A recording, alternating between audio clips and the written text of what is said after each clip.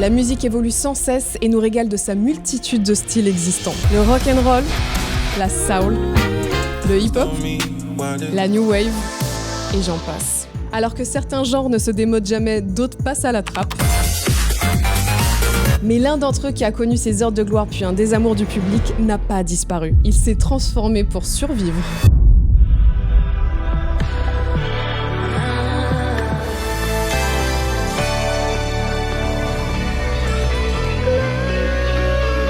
Et il est sans doute le seul à avoir un symbole dont la lumière nous éblouit encore aujourd'hui, la boule disco. Je me suis dit que ça pourrait être intéressant que je vous fasse une vidéo sur un objet qui me fascine depuis des années, puisque j'en ai dans mon décor. J'en ai là, ici, là, et j'ai même un casque de vélo disco. Je me dis que si un jour une voiture me percute, au moins je m'en irai avec classe. On l'adorait cette bonne natte. J'en ai dans mon salon, dans mes toilettes, dans les toilettes aussi de mon coffee shop salon de coiffure Mousse, 37 rue des Archives à Paris. Bref, j'ai une vraie collection. Et c'est en phasant sur les suspensions de mon salon que je me suis demandé si la grosse boule du centre elle se décroche, je meurs, non? Ce serait nul et en même temps ce serait épique comme mort. Bon, et après je me suis demandé, c'est magnifique comme objet, hein. Mais en vrai, je sais pas grand chose de son histoire. Ce serait pas cool d'en faire une vidéo? Alors ensemble, perçons les secrets de cette belle boule dont vous ne connaissez probablement pas le véritable nom. Qui l'a inventée? Boule à facettes? Boule miroir? Boule disco? Boule scintillante? Boule réfléchissante? Non! Premier fun fact, cette invention s'appelle le Myriad Reflector. Je suis curieuse de savoir dans les commentaires si vous étiez au courant de ça. Le Myriad Reflector. Ça se trouve, il y a une meuf qui s'appelle Myriam Reflector. Ce serait stylé. Et second fun fact, notre boule préférée a été créée bien avant le disco. D'ailleurs, sur ses origines, il y a débat, donc on va démêler le vrai du faux. Les frères McGrath. Vous me pardonnerez mon accent tout du long, je fais comme je peux. L'objet aurait été inventé par Charles and Logan McGrath, deux tenanciers d'un bar en Angleterre en 1850, afin, je cite, de rendre les femmes qui dansent plus attrayantes pour leurs clients. Bon, dit comme ça, ils se servent juste des femmes pour vendre un peu plus, quoi. Hein. Personnellement, je trouve que c'est lamentable comme méthode de fidélisation. Je suis attrayante! N'hésitez pas à vous abonner et mettez attrayante en commentaire pour l'algo. Ouais. T'es abonné, Romain? Bon, il n'y a aucune source fiable qui le prouve, donc ça dégage. La confrérie des travailleurs électriques. Sur Vice, entre autres, on peut lire que sa toute première apparition date du 6 janvier 1897 lors d'un bal annuel, The Brotherhood of the Electrical Workers. Workers. Aïe aïe aïe, l'accent, toujours pas. Ce qui est incroyable dans cette histoire, c'est que The Electrical Workers, c'est un journal, et j'ai retrouvé l'article qui parle de cette soirée. Immersion. Ce mercredi 6 au soir, les bros Smith et Colvin ont allumé les rayons X dans le Hogan Hall, Charleston, et ont été ravis de voir qu'il était rempli par 800 personnes venues mettre en scène la lumière de façon fantastique. Sur le plafond, sur un grillage, étaient placées les initiales NBEW, faites d'ampoules à incandescence. Leur éclat était visible à des kilomètres à la ronde. On y décrit des lumières électriques, des décorations lumineuses, un projecteur dirigé vers le plafond, mais à aucun moment il est question d'une sphère, de miroir ou de lumière réfléchie. Le lien de l'article en entier est en description. Peut-être que je me trompe, mais contrairement à ce que certaines sources affirment, ce texte ne décrit pas du tout de boule disco. Alors si ce ne sont pas nos amis électriciens, qui doit-on remercier? Louis Bernard Wust, ingénieur du Attends, je suis pas sûre de la prononciation là. Cincinnati. Ah, Cincinnati. Ok, j'allais dire Cincinnati. Heureusement que j'ai regardé la vidéo. Ingénieur de Cincinnati. Il voit son brevet validé pour le Myriad Reflector le 6 février 1917. On est en pleine Première Guerre mondiale, il y a des millions de morts, mais Louis Bernard bosse sur un objet de scénographie pour le divertissement.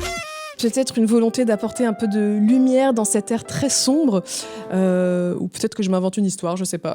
Monsieur Wust commercialise son invention avec son entreprise Stephen & Wust. Le début serait pas ouf, les traces qu'on trouve indiquent qu'il a habillé quelques salles de bal, de danse, de théâtre et des auditoriums. 10 ans plus tard, en 1928, il la pimpe avec un mécanisme afin que la boule tourne toute seule. Bon bah là, fait de demi-tour parce que mon poignet ne se tord pas dans l'autre sens, mais vous avez compris le concept quoi. Mais malheureusement, Monsieur Wust meurt en 1933 dans l'anonymat le plus total. Le brevet ayant expiré 1 an après son décès, c'est Omega National Product, un producteur de feuilles miroirs dans le Kentucky qui prend le relais. La société deviendra la plus grande usine de boules disco du monde dans les années 70 et 90% des boules disco utilisées aux États-Unis sortiront de chez eux. À leur apogée, 25 employés en fabriqueront environ 100 000 par an. À l'image, on voit Yolanda Baker en 2017 qui à ce moment-là a 68 ans et travaille depuis 48 ans en tant qu'artisane pour Omega. Le New York Times et la BBC ont fait des reportages sur elle, la présentant comme la dernière fabricante de boules disco en Amérique. Elle a fait main des boules utilisées sur le tournage de La Fièvre du samedi soir avec John Travolta et certaines des tournées de Madonna, Beyoncé et Prince entre autres. Je sais pas pourquoi, mais elle me touche trop.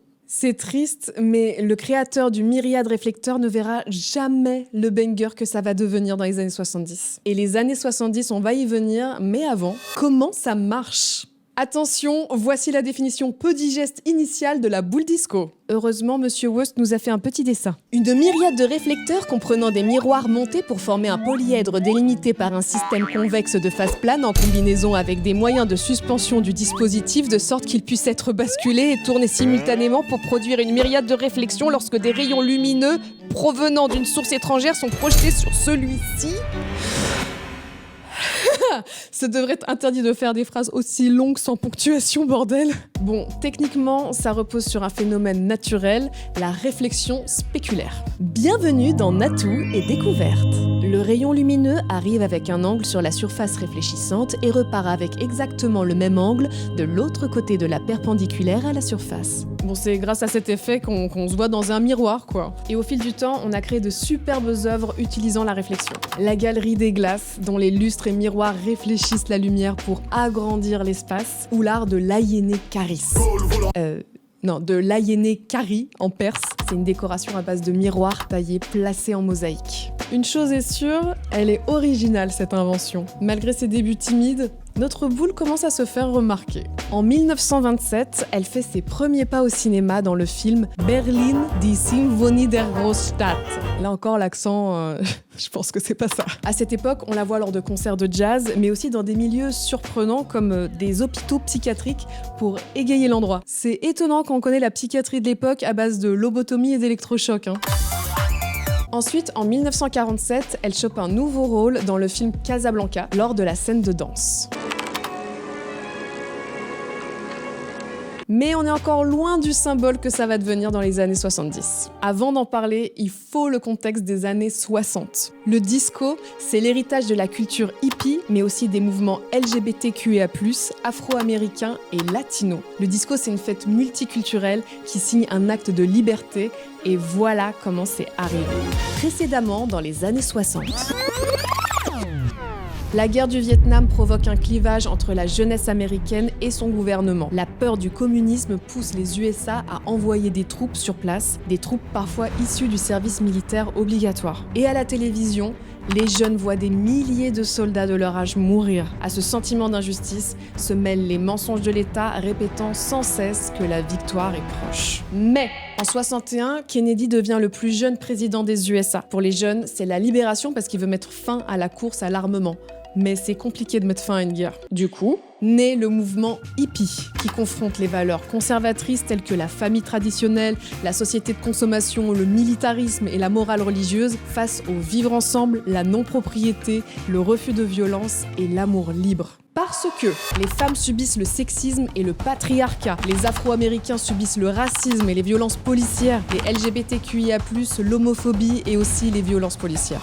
Du coup, le 28 août 63, entre 200 000 et 300 000 personnes, dont 80% d'Afro-Américains, marchent pacifiquement sur Washington pour soutenir la cause de l'égalité raciale. Martin Luther King prononce son discours historique, les choses avancent. Mais ça recule. La même année, JFK est assassiné. Puis ça avance. En juillet 64, le Civil Rights Act, une loi du Congrès américain, interdit la ségrégation et les discriminations reposant sur la race, la couleur, la religion, le sexe ou l'origine nationale. Puis ça recule. En février 65, assassinat de Malcolm X, l'une des principales icônes des mouvements afro-américains. Puis ça avance. Le 4 août 1965, le Voting Rights Act interdit les discriminations raciales dans l'exercice du droit de vote, mais les violences sont toujours là. Du coup, en octobre 1966, le parti des Black Panthers est créé. Il exige principalement la liberté, la justice, l'égalité et la fin de la brutalité policière pour la communauté noire. Puis, les hippies envahissent San Francisco. En 1967, 200 000 jeunes en quête de liberté originaires du monde entier se regroupent pour vivre en communauté et prôner paix, liberté et créativité. La musique y devient un moyen d'expression politique et rapidement, la ville devient le symbole de la contre-culture. Mais la surpopulation, le manque d'argent et l'usage excessif de substances psychédéliques met fin aux rêves. Malheureusement, le 4 avril 1968, Martin Luther King est assassiné sur le balcon d'un hôtel à Memphis. Et c'est le ras-le-bol. Le désespoir et la colère qui suivent 68 nourrissent une nouvelle génération de militants plus radicaux, plus visibles et qui en ont marre du silence. Du coup, c'est la révolte le 28 juin 69 à New York. Ce jour-là, la police fait un raid habituel dans un bar appelé le Stonewall Inn dans le quartier de Greenwich Village. Ce bar, c'était un refuge pour les personnes LGBTQIA+, à une époque où leur simple existence publique était criminalisée. On arrêtait les gens juste parce qu'ils étaient gays, travestis ou transgenres. Mais au lieu de se disperser, cette fois-ci, personne ne bouge. Une foule s'amasse et durant 3 nuits, des affrontements ont lieu. Les policiers perdent le contrôle. D'ailleurs, c'est en mémoire de cet événement que chaque année lors du mois de juin a lieu le mois des fiertés. En ce qui concerne les hippies, à la fin de la décennie, le mouvement reçoit son coup de grâce avec l'affaire du serial killer Charles Manson, qui se revendique hippie, et les décès de grandes figures du mouvement telles que Jimi Hendrix, Janis Joplin et Jim Morrison à la suite d'abus de drogue. Tout cet ascenseur émotionnel de progrès, de recul va s'infuser dans les années 70, et mesdames et messieurs, nous y sommes, le disco! Le mouvement est mis à mal, mais vous êtes toujours un hippie dans l'âme. Sauf que maintenant, vous avez nulle part où retrouver les peace and love, man. Au final, 2 choix s'offrent à vous, les rassemblements dans les parcs ou dans la rue, sachant que la police peut vous tabasser à tout moment, ou les soirées à l'abri des regards dans les appartements.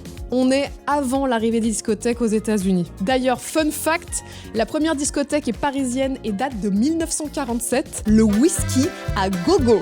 Et c'est notre régime national qui a eu l'idée de remplacer les jukebox par des tourne-disques. Ça a l'air anodin à première vue, mais il faut savoir qu'à l'époque, si on voulait danser, on avait les concerts, la radio ou les jukebox. J'ai oublié de faire le 3. Le choix musical était limité ou imposé. Régine, avec le tourne-disque, elle élargit le choix musical. Et sans le savoir, elle a inspiré une soirée new-yorkaise considérée comme les frémissements de l'ère disco.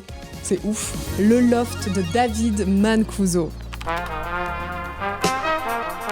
Âgé de 25 ans, en déj de thunes, pour payer le loyer de son loft, il décide d'organiser une soirée payante, une rent parties. Alors je vous vois venir, il faut l'accord des proprios pour en faire une. Je vous dépose l'information comme ça. David Mancuso va poser les bases du clubbing avec des valeurs découlant des hippies, puisqu'il l'a été lui-même. Dans son loft, tout le monde est le bienvenu. Noir, blanc, latino, queer, pauvre ou riche. Et dans les années 70, c'est révolutionnaire. D'autant que les médias mainstream privilégient toujours la diffusion de musique dite blanche. Le rock, la country, le folk. Son loft et tous les clubs qu'il va inspirer deviendront des lieux underground qui seront des refuges pour tous ceux que la société mainstream rejette.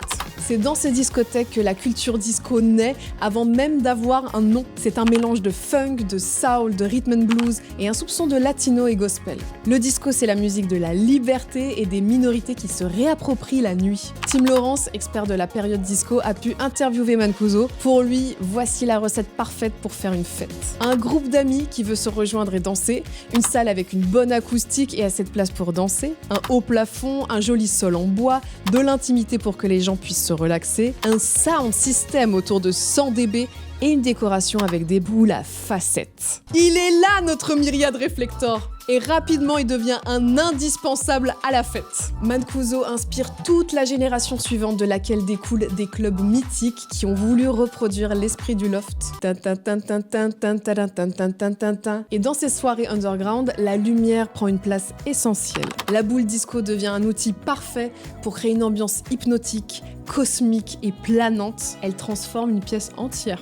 Fasciné et inspiré par ce qu'il a vu à une soirée loft, un tout jeune ado de 15 ans, Nicky Siano, décide d'ouvrir son propre lieu 2 ans plus tard et il va devenir incontournable. The Gallery par Nicky Siano.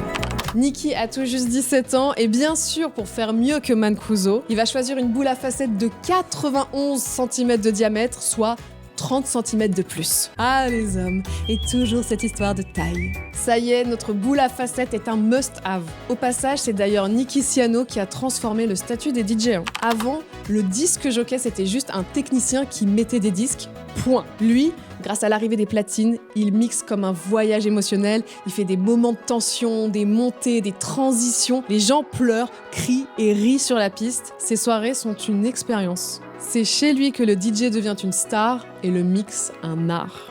Après The Gallery, c'est littéralement l'explosion des discothèques qui va aller jusqu'à influencer l'industrie musicale, puisqu'avec l'invention du maxi-vinyle, on peut désormais enregistrer des chansons de 7 à 12 minutes. Les producteurs peuvent rallonger des sons pour faire danser les gens un maximum de temps. Un peu l'inverse de TikTok finalement. Un bon exemple, Love to Love You Baby en 1975. À la base, le son soul faisait à peu près 3 minutes. Giorgio Moroder en a fait une version de 17 minutes pour les clubs. C'est énorme! I love to love you, baby.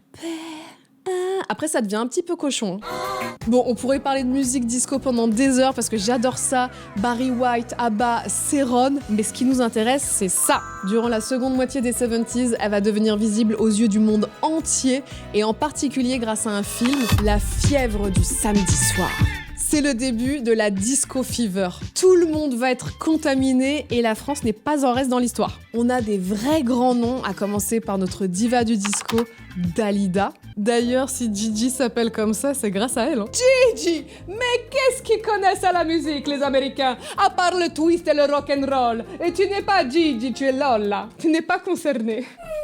Dalida pose sa première pierre disco en 1975 avec J'attendrai. En 1976, le roi du disco fait une entrée fracassante, Céron. Oh, mais j'ai même l'album en fait. Je vais le chercher. Vous voyez, je mens pas, je suis vraiment fan de disco. Gigi in Paradisco et le best-of de Céron. Qu'est-ce que je l'ai poncé! Tel un meuble. Comment parler de disco sans parler de lui? Au niveau mondial, il a vraiment façonné le genre avec son titre Love in C minor, puis avec l'indémodable Supernature. Supernature. On dirait un yaourt. En parlant d'indémodable, on a aussi les tubes Born to be Alive de Patrick Hernandez. Alors c'est son seul tube, mais ça continue de lui rapporter énormément d'argent. Bravo Patoche. Born to be alive. Born to be alive. On a Spacer de Sheila. Spacer. On a bien sûr Claude François, une égérie du disco. Dommage qu'il ait été problématique. Ah oui, c'est vrai. On a aussi les Henri Bellolo et Jacques Morali. Vous allez me dire, c'est qui, à juste titre? Mais ce sont les créateurs des Village People, hein. Le disco est partout, et même le rock, son némésis s'en inspire. Kiss, les Rolling Stones, Paul McCartney, Queen. Le style vit une course au tube qui va le desservir malheureusement parce que les sons qui sortent sont inégaux. Certes, Blondie sort son tube Heart of Glass, mais à côté de ça, il y a plein de loupés. Au niveau ciné, c'est la même chose. On essaye de reproduire la recette de Saturday Night Fever, Thanks God It's Friday, Skate Town USA, Roller Boogie, Xanadu, Fame. Il y a des films cool, Fame par exemple, mais la course à la fame, elle n'est pas fameuse. Bref, ça sent l'indigestion et les conservateurs n'attendaient que ça. Je rappelle que le monde disco est un milieu fréquenté par des minorités et qu'une partie de la population à l'époque les voyait d'un très mauvais œil, pour dire les choses poliment. Ils n'attendaient qu'un dérapage pour tout démolir. Ce dérapage, ce qu'il représente le mieux, c'est le Studio 54. Ce club, c'est à la fois le prime et le downfall du disco. C'était The Place to Be, de David Bowie, Elton John, Diana Ross, tout le monde y était passé. Il y a un titre d'article du Nouvel Obs qui résume bien l'endroit. Studio 54, montagne de coke et avalanche de stars. Et pour couronner le tout, les boss du club se font arrêter pour fraude fiscale. Le mythe s'effondre et le studio ferme ses portes. Là où les amoureux du disco voyaient de la liberté, d'autres y voyaient de la décadence. Son succès engendre des réactions homophobes, racistes et violentes si fortes qu'une nuit, le disco a littéralement été assassiné.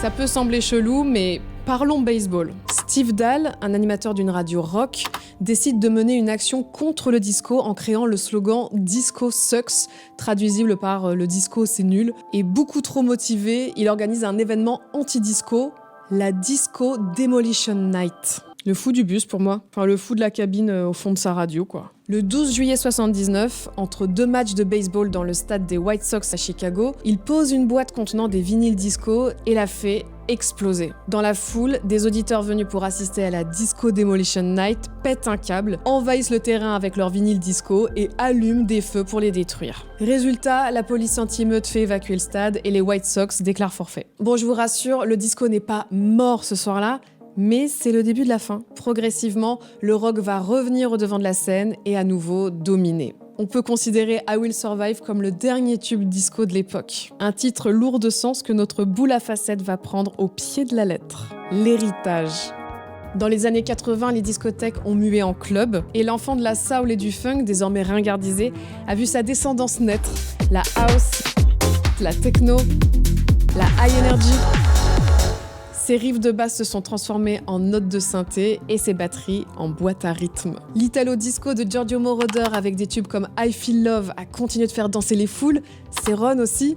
Les sonorités disco ont influencé la pop de Michael Jackson, dont Off the Wall est imprégnée, celle de Madonna, des Backstreet Boys, les Spice Girls et plein d'autres artistes. Et finalement, dans les années 2000, grâce à Jamiroquai et Daft Punk par exemple, le disco a pu renaître de ses cendres, surplombé par sa boule lumineuse. Parce que non, c'est pas qu'une mode musicale, le disco c'est un mouvement culturel aux multiples facettes. Mancuso l'a utilisé pour illuminer ses soirées. 50 ans plus tard, sa soirée The Loft existe toujours et notre myriade Reflector poursuit sa révolution, mettant en lumière les fiertés.